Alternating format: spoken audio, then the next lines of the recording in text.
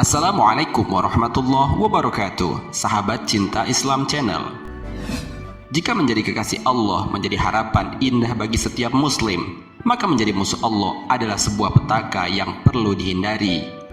Menjadi musuh Allah membuatnya selalu disertai murka Allah Subhanahu wa Ta'ala. Alangkah menderitanya orang-orang yang dideklarasikan sebagai musuh Allah Subhanahu wa Ta'ala di hari kiamat kelak. Padahal Allah Subhanahu wa Ta'ala Maha Pengasih yang tak pilih kasih. Dia adalah Maha Penyayang bagi setiap hambanya, dan pasti akan memasukkan hambanya ke surganya, walaupun hamba Allah itu banyak melakukan dosa.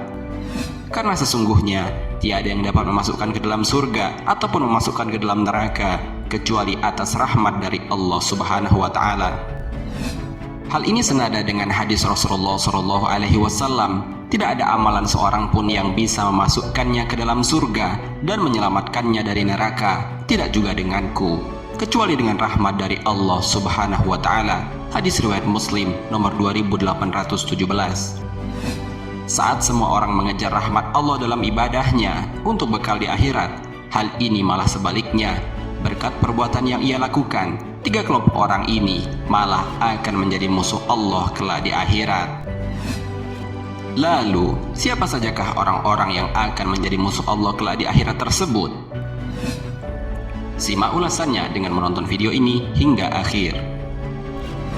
Sebelum lanjut, bagi kalian yang belum subscribe, silahkan untuk menekan tombol subscribe terlebih dahulu. Aktifkan lonceng notifikasinya. Bagikan video ini kepada teman-teman kalian, agar semakin banyak orang yang mendapatkan manfaat dari channel ini. Sahabat cinta Islam Channel, dalam sebuah hadis qudsi, Allah menyebutkan tiga golongan yang kelak akan menjadi musuh Allah bagi Allah di hari kiamat. Hadis tersebut berbunyi sebagai berikut. Dari Abu Hurairah radhiyallahu anhu, Rasulullah SAW bersabda, Allah Subhanahu wa Ta'ala berfirman, ada tiga golongan, aku akan menjadi musuhnya, niscaya aku memusuhinya. Mereka itu adalah seseorang yang berjanji dengan namaku, kemudian ia mengingkarinya. Seseorang yang menjual orang merdeka, kemudian memakan hasilnya, dan seseorang yang memperkerjakan buruh, dan buruh tersebut telah menyempurnakan pekerjaannya, namun ia tidak memberikan upahnya. Hadis riwayat Bukhari. Hadis qudsi di atas menyeratkan beberapa adab dan kesolehan baik secara vertikal maupun secara horizontal. Secara vertikal berarti kesolehan manusia di hadapan Rabb semesta alam, sedangkan secara horizontal berarti kesolehan sosial hamba Allah yang harus ditunaikan pada sesamanya. Allah menyebutkan bahwa golongan pertama yang kelak menjadi musuh Allah adalah mereka yang ingkar janji. Dalam dunia Islam, janji dianalogikan sebagai sebuah hutang, yang mana hutang itu adalah wajib ditunaikan. Bahkan secara tidak langsung, orang yang mengingkari janjinya adalah masuk ke dalam kategori orang munafik.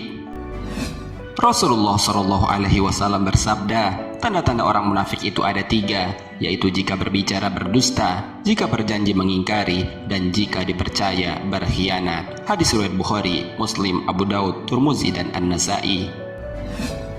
Lalu, bagaimana Allah menggambarkan tentang orang-orang munafik ini di dalam Al-Quran?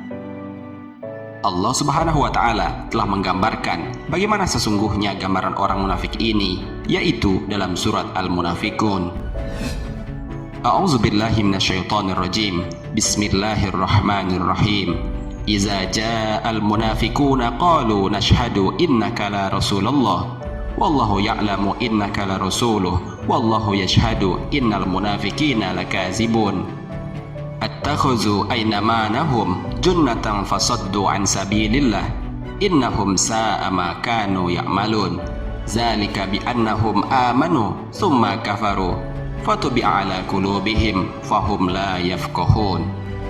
Yang mana artinya, apabila orang-orang munafik itu datang kepadamu, mereka berkata, kami mengakui bahwa sesungguhnya kamu benar-benar Rasul Allah, dan Allah mengetahui bahwa sesungguhnya kamu benar-benar Rasulnya, dan Allah mengetahui bahwa sesungguhnya orang-orang munafik itu benar-benar orang pendusta. Mereka itu menjadikan sumpah mereka sebagai perisai, lalu mereka menghalangi manusia dari jalan Allah. Sesungguhnya amat buruklah apa yang telah mereka kerjakan. Yang demikian itu adalah karena bahwa sesungguhnya mereka telah beriman, kemudian menjadi kafir lagi, lalu hati mereka dikunci mati. Karena itu mereka tidak dapat mengerti. Al-Quran Surat Al-Munafikun ayat 1-3. Padahal Allah Subhanahu wa Ta'ala telah memerintahkan kepada kita untuk tidak mengingkari sebuah janji jika sudah melakukannya. Allah Subhanahu wa Ta'ala berfirman, "Innallaha ya'murukum an tu'addul amanata ila ahliha." Sesungguhnya Allah menyuruh kamu menyampaikan amanah kepada yang berhak menerimanya. Al-Quran Surat An-Nisa ayat 58. Kedua, orang yang akan menjadi musuh Allah di hari kiamat adalah orang yang menjual orang, lantas mereka menikmati hasil penjualan tersebut. Hal ini mengingatkan kita kembali ke alam perbudakan yang sering terjadi pada zaman pra-Islam. Dalam praktik zaman sekarang, penjualan orang tersebut bisa dikemas dengan rapi atau bisa juga dikenal dengan human trafficking.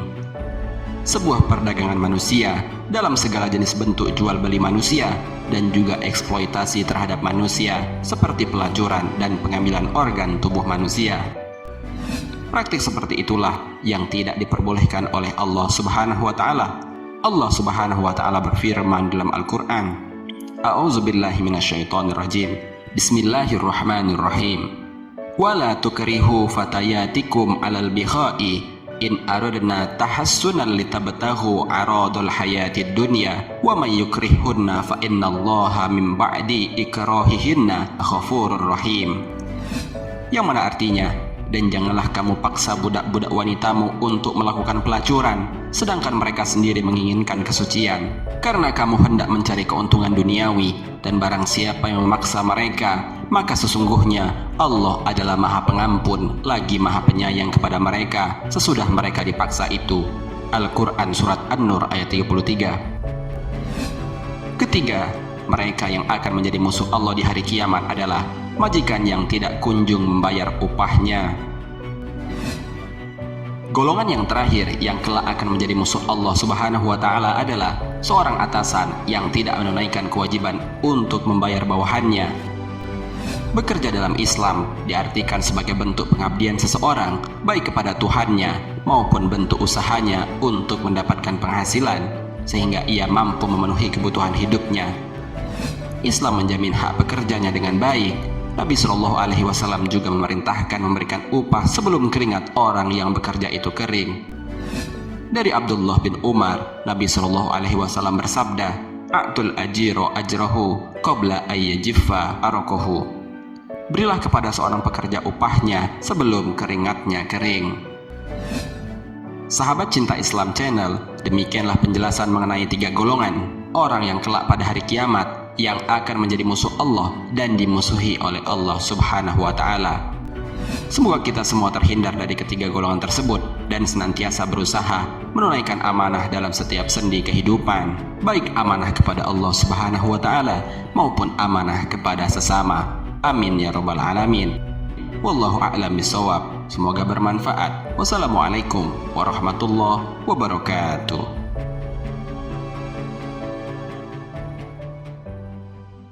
شكرا يا ربي شكرا